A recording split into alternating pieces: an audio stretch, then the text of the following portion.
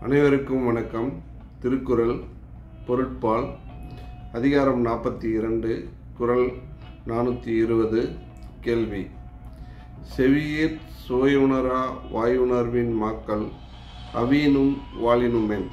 அதாவது, அறிவிற் சுவையாகிய கேள்வி சுவையை உணராமல் வாயின் சுவையை மட்டும் உணரக்கூடிய மக்கள் இருந்தால் என்ன, இறந்தால் என்ன என்பது இக்குறளின் பொருளாகிறது.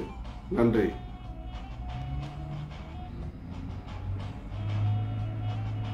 హలో ప్రతి ఒక్కరూ తిరుక్కురల్ మెటీరియల్ అధికారం 42 వాయిస్ 420 సమస్య డెవిమాట వేయునర్విన్ యొక్క మక్కల్ అవి మరియు వాచ్విన్ నోటీసు యొక్క ప్రశ్న.